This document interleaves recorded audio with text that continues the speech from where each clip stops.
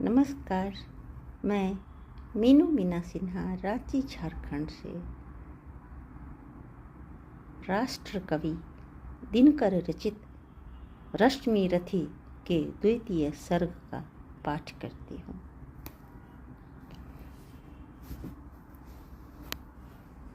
शीतल विरल एक कानन शोभित आदित्यका के ऊपर कहीं उत्स प्रसरण चमकते झरते कहीं शुभ्र निर्झर। जहाँ भूमि समतल सुंदर है नहीं दिखते हैं पाहन, हरियाली के बीच खड़ा है विस्तृत एक उटज पावन। आस पास कुछ कटे हुए पीले से धन खेत सुहाते हैं, शशक मूस गिलहरी कबूतर घूम घूम कण खाते हैं। कुछ तंद्रिल अलसित बैठे हैं, कुछ करते शिशु का लेहन, कुछ खाते शाकल्य दिखते बड़े तुष्ट सारे गोधन। हवन अग्नि बुझ चुकी गंध से वायु अभी पर माती है, भीनी भीनी महक प्राण में मादकता पहुंचाती है। धूम धूम चर्चित लगते हैं तरु के श्याम छदन, कैसे झपक रहे हो शिशु के अलसित कजरारे लोचन जैसे। बैठे हुए सुखद आतप में मृग रोमंथन करते हैं, वन के जीव विवर से बाहर हो विश्रब्ध विचरते हैं। सूख रहे चीवर रसाल की नन्ही झुकी टहनियों पर, नीचे बिखरे हुए पड़े हैं इंगुद से चिकने पत्थर। अजिन दर्भ पलाश कमंडलो एक और तपके साधन, एक और हैं टंगे धनुष तुनीर तीर बरछे भीषण। चमक रहा तृणकुटी द्वार पर एक परशु आभाशाली, लौह दंड पर जड़ित पड़ा हो मानो अर्ध अंशुमाली।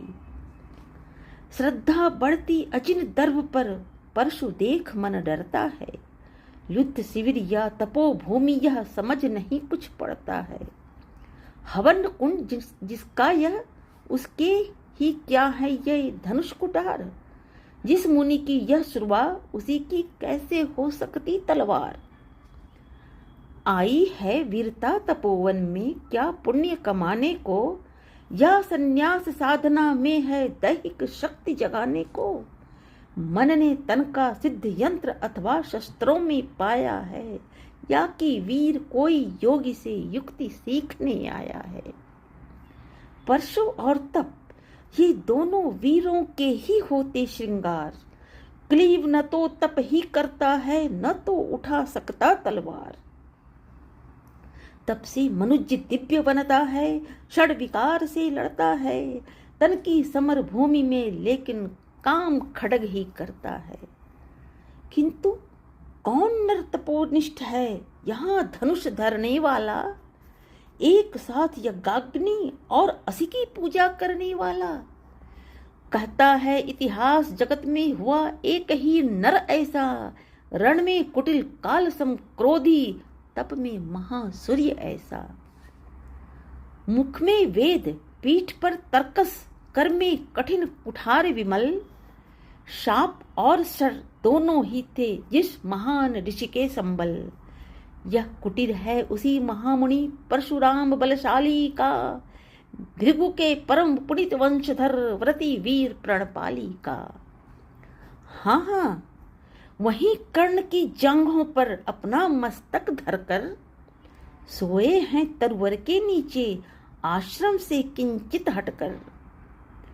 पत्तों से छन छन कर मीठी धूप माघ की आती है, पड़ती मुनि की देह थकी पर और थकान मिटाती है। कर्ण मुग्ध हो भक्ति भाव में मग्न हुआ सा जाता है, कभी जटा पर हाथ फेरता पीठ कभी सहलाता है। चढ़ी नहीं चिटियां वदन पर, पड़े नहीं तृणपात कहीं, कर्ण सजग है उचट जाए गुरुवर की कच्ची नींद नहीं। वृद्ध देह तप से कृश काया, उस पर आयुध संचालन, हाय बड़ा श्रम भार देव पर असमय यह मेरे कारण। किंतु वृद्ध होने पर भी अंगों में है क्षमता कितनी, और रात दिन मुझ पर दिखलाते रहते ममता कितनी। कहते हैं ओ वत्स, पुष्टिकर भोग न तू यदि खाएगा, मेरे शिक्षण की कठोरता कैसे सह पाएगा। अनुगामी यदि बना कहीं तू, खान पान में भी मेरा सूख लहू जाएगा, बचेगा हड्डी भर ढांचा तेरा। जरा सोच, कितनी कठोरता से मैं तुझे चलाता हूँ, और नहीं तो एक पाव दिन भर में रक्त जलाता हूँ। इसकी पूर्ति कहाँ से होगी, बना अगर तू सन्यासी, इस प्रकार तू चबा जाएगी तुझे भूख सत्यानाशी। पत्थर सी हो मांसपेशियां, लोहे से भुजदंड अभय, नस नस में हो लहर आग की, तभी जवानी पाती जय। विप्र हुआ तो क्या, रखेगा रोक अभी से खाने पर, कर लेना घनघोर तपस्या वय चतुर्थ के आने पर। ब्राह्मण का है धर्म त्याग, पर क्या बालक भी त्यागी हों, जन्म साथ श्लोच्छवृत्ति के ही क्या वो अनुरागी हों। क्या विचित्र रचना समाज की, गिरा ज्ञान ब्राह्मण घर में, मोती वर्षा वैश्य वेश्म में, पड़ा खड्ग क्षत्रिय कर में। खड्ग बड़ा उद्दत होता है, उद्दत होते हैं राजे, इसलिए तो सदा बजाते रहते हैं वो रण के बाजे। और करे ज्ञानी ब्राह्मण क्या, असी विहीन मन डरता है, राजा देता मान भूप का वह भी आदर करता है। सुनता कौन यहाँ ब्राह्मण की, करते सब अपने मन की, डुबो रही शोणित में भूपों की लिप्सा रण की। और रण भी किस लिए, नहीं जग से दुख दैन्य भगाने को, पर शोषक पथ भ्रांत मनुज को नहीं धर्म पर लाने को। रण केवल इसलिए कि राजी और सुखी हों मानी हों, और प्रजाएं मिले उन्हें वे और अधिक अभिमानी हों। रण केवल इसलिए कि वे कल्पित अभाव से छूट सकें, बढ़े राज्य की सीमा जिससे अधिक जनों को लूट सकें। रण केवल इसलिए कि सत्ता बढ़े पत्ता नहीं डोले, भूपों के विपरीत कहीं कोई कभी कुछ भी ना बोले। ज्यों ज्यों मिलती विजय अहं नरपति का बढ़ता जाता है, और जोर से वह समाज से सिर पर चढ़ता जाता है। अब तो है यह दशा कि जो कुछ है वह राजा का बल है। ब्राह्मण खड़ा सामने केवल लिए शंख गंगाजल है। कहाँ तेज ब्राह्मण में अविवेकी राजा को रोक सके, धरे कुपथ पर जभी पांव वह तक्षण उसको टोक सके।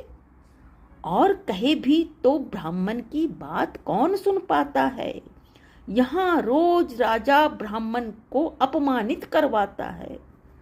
चलती नहीं यहाँ पंडित की, चलती नहीं तपस्वी की, जय पुकारती प्रजा दिन रात, राजा जय यशस्वी की। सिर था जो सारे समाज का वही अनादर पाता है, जो भी खिलता फूल भुजा के ऊपर चढ़ता जाता है। चारों ओर लोभ की ज्वाला, चारों ओर भोग की जय, पाप भार से दबी धंसी जा रही धरा पल पल निश्चय। जब तक भोगी भूप प्रजाओं के नेता कहलाएंगे, ज्ञान त्याग तप नहीं श्रेष्ठता का जब तक पद पाएंगे। असन वसन से हीन दीनता में जीवन धरने वाले, सह कर भी अपमान मनुष्यता की चिंता करने वाले।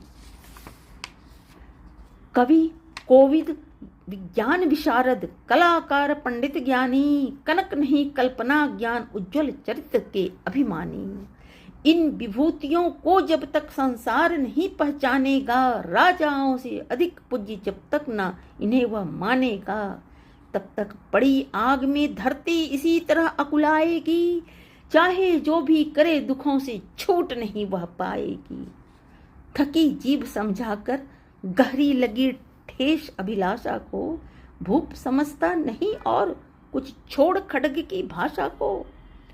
रोक टोक से नहीं सुनेगा, नृप समाज अविचारी है, ग्रीवा हर निष्ठुर कुठार का यह मतांध अधिकारी है।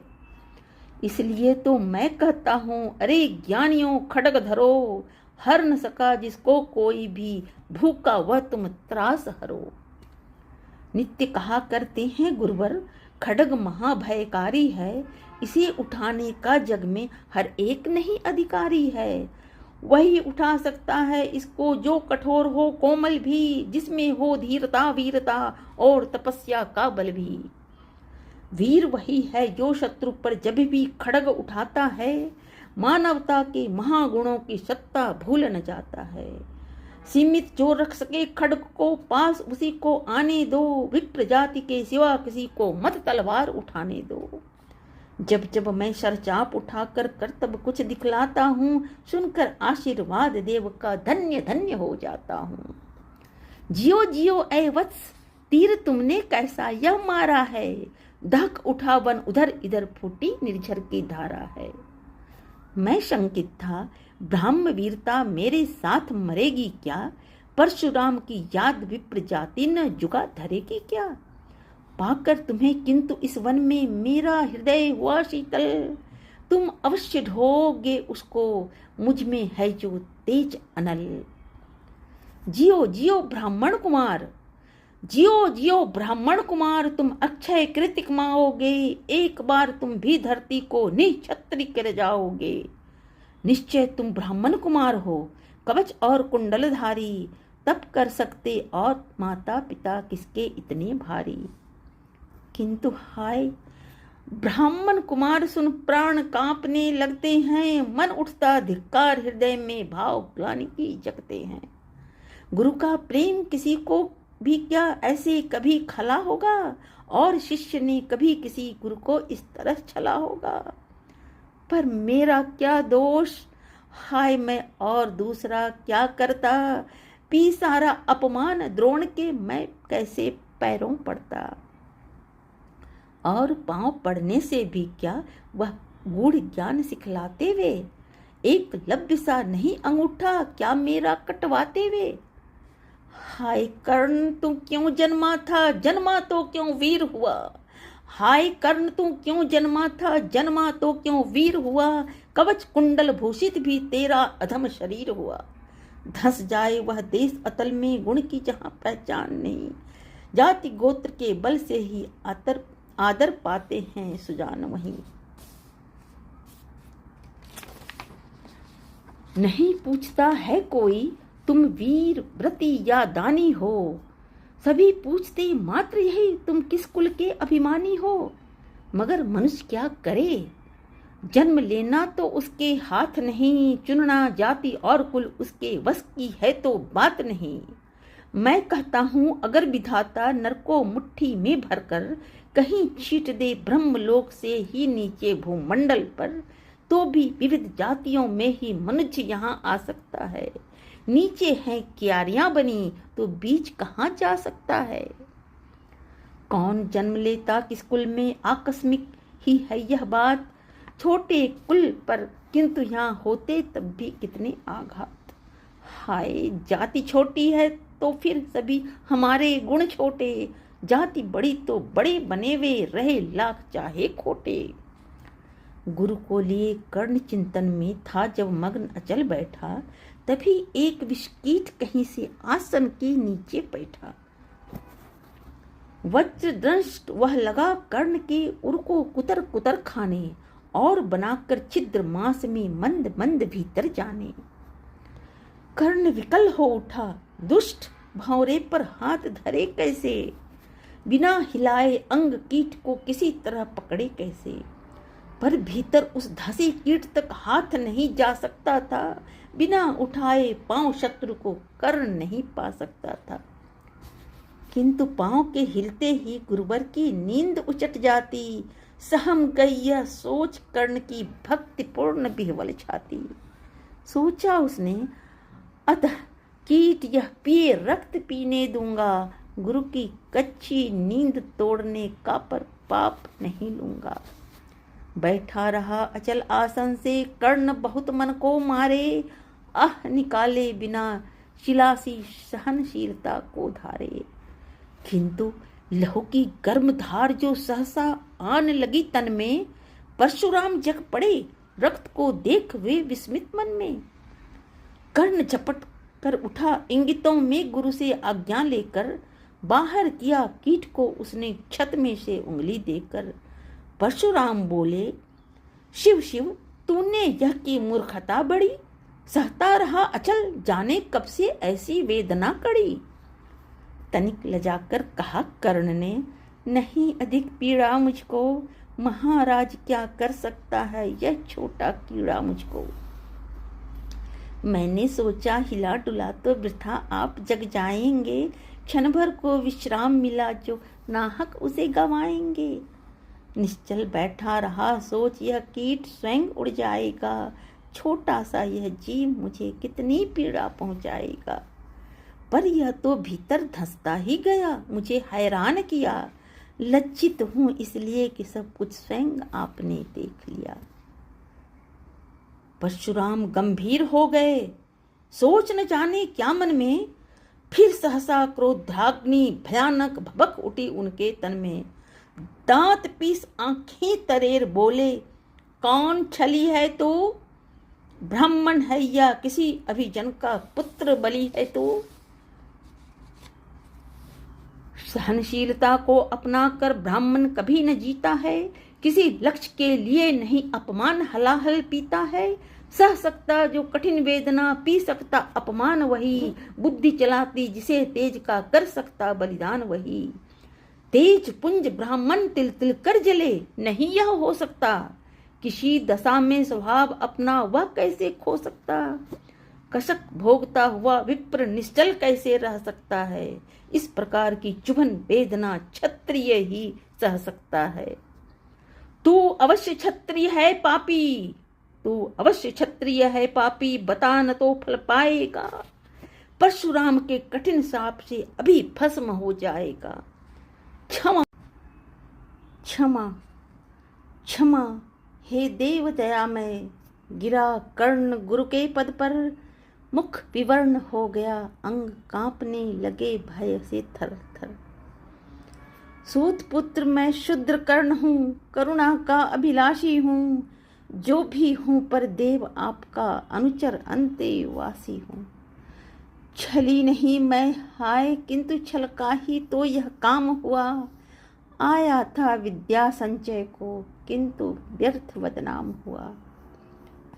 बड़ा लोभ था बनूं शिष्य मैं, कार्तवीर्य के जेता का, तपोदीप्त सुरमा विश्व के नूतन धर्म प्रणेता का।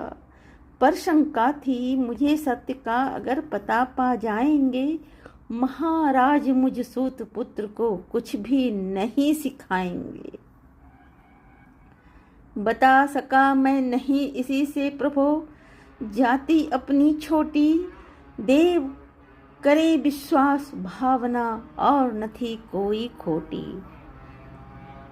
पर इतने से भी लज्जा में हाय गड़ा सा जाता हूँ, मारे बिना हृदय में अपने आप मरा सा जाता हूँ। छल से पाना मान जगत में किल्विश है, मल ही तो है, ऊंचा बना आपके आगे सचमुच यह छल ही तो है। पाता था सम्मान आज तक दानी व्रती बलि होकर, अब जाऊंगा कहाँ स्वयं गुरु के सामने छली होकर। करे भस्म ही मुझे देव, सम्मुख है मस्तक नत मेरा, एक कसक रह गई नहीं पूरा जीवन का व्रत मेरा। गुरु की कृपा शाप से जलकर अभी भस्म हो जाऊंगा, पर मदांध अर्जुन का मस्तक देव कहाँ मैं पाऊंगा। यह तृष्णा यह विजय कामना मुझे छोड़ क्या पाएगी, प्रभु अतृप्त वासना मरे पर भी मुझको भरमाएगी।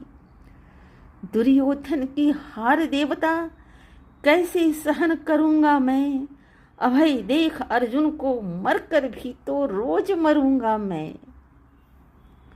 परशुराम का शिष्य कर्ण पर जीवन दान न मांगेगा, बड़ी शांति के साथ चरण को पकड़ प्राण निज त्यागेगा। प्रस्तुत हूँ दे शाप, किंतु अंतिम सुख तो यह पाने दें, इन्हीं पाद पद्मों के ऊपर मुझको प्राण गंवाने दें। लिपट गया गुरु के चरणों से विकल कर्ण, इतना कहकर 2 कणिकाएं गिरी अश्रु की गुरु की आंखों से बहकर। बोले हाय कर्ण, तू ही प्रतिभट अर्जुन का नामी है, निश्चल सखा धृतराष्ट्रों का विश्व विजय का कामी है। अब समझा किस लिए रात दिन तू वैसा श्रम करता था, मेरे शब्द शब्द को मन में क्यों सी पीसा धरता था। देखे अगणित शिष्य द्रोण को भी कुछ करतब सिखलाया, पर तुझसा जिज्ञासु आज तक कभी नहीं मैंने पाया। तूने जीत लिया था मुझको निज पवित्रता के बल से, क्या पता था लूटने आया है कोई मुझको छल से। किसी और पर नहीं किया वैसा स्नेह मैं करता था, सोने पर भी धनुर्वेद का ज्ञान कान में भरता था। नहीं किया कार्पण्य, दिया जो कुछ था मेरे पास रतन, तुझ में निज को सौंप शांत हो अभी अभी प्रमुदित था मन। पापी बोल अभी भी मुख से, तू न सूतरथ चालक है, परशुराम का शिष्य विक्रमी विप्रवंश का बालक है। सूत वंश में मिला सूर्य सा, कैसे तेज प्रबल तुझको, किसने लाकर दिए कहां से कवच और कुंडल तुझको। सुत सा रखा जिसे उसको, कैसे कठोर हो मारूं मैं, जलते हुए क्रोध की ज्वाला लेकिन कहां उतारूं मैं। पद पर बोला कर्ण, दिया था जिसको आंखों का पानी, करना होगा ग्रहण उसी को अनल आज है गुरुयानी। बरसाइए अनल आंखों से, सिर पर उसे संभालूंगा, दंड भोग जलकर मुनि सत्तम, छल का पाप छुड़ा लूंगा। परशुराम ने कहा कर्ण, तू वेद नहीं मुझको ऐसे, तुझे क्या पता सता रहा मुझको असमंजस कैसे। पर तूने छल किया दंड उसका अवश्य ही पाएगा, परशुराम का क्रोध भयानक निष्फल कभी न जाएगा। माना था पुत्र इसी से प्राणदान तो देता हूं, पर अपनी विद्या का अंतिम चरम तेज हर लेता हूं। सिखलाया ब्रह्मास्त्र तुझे जो काम नहीं वह आएगा, है यह मेरा शाप समय पर उसे तू भूल जाएगा, है यह मेरा शाप समय पर उसे भूल तू जाएगा। कर्ण विकल हो खड़ा हुआ हाय किया क्या गुरुवर, दिया शाप अत्यंत निदारुण, लिया नहीं जीवन क्यों हर। वर्षों की साधना साथ ही प्राण नहीं क्यों लेते हैं, अब किस सुख के लिए मुझे धरती पर जीने देते हैं। परशुराम ने कहा कर्ण, यह शाप अटल है सहन करो, जो कुछ मैंने कहा उसे सिर पर ले सादर वहन करो। इस महेंद्र गिरि पर तुमने कुछ थोड़ा नहीं कमाया है, मेरा संचित निखिल ज्ञान तूने मुझसे ही पाया है। रहा नहीं ब्रह्मास्त्र एक, इससे क्या आता जाता है, एक शस्त्र बल से नवीर कोई सब दिन कहलाता है। नई कला नूतन रचनाएं, नई सूझ नूतन साधन, नए भाव नूतन उमंग से वीर बने रहते नूतन। तुम तो स्वयं दीप्त पौरुष हो, तुम तो स्वयं दीप्त पौरुष हो, कवच और कुंडलधारी, इनके रहते तुम्हें जीत पाएगा कौन सुभट भारी। अच्छा लो वर भी कि विश्व में तुम महान कहलाओगे, भारत का इतिहास कीर्ति से और धवल कर जाओगे। अब जाओ लो विदा वत्स, कुछ कड़ा करो अपने मन को, रहने देते नहीं यहाँ पर हम अभिशप्त किसी जन को। हाय छीनना पड़ा मुझी को दिया हुआ ही अपना धन, सोच सोच कर बहुत विकल हो रहा नहीं जाने क्यों मन।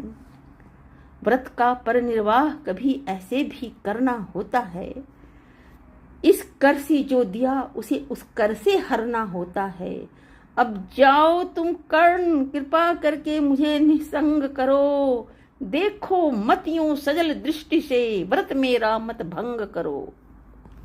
आह, बुद्धि कहती थी ठीक था जो कुछ किया, परंतु हृदय मुझसे कर विद्रोह तुम्हारी मना रहा जाने क्यों जय।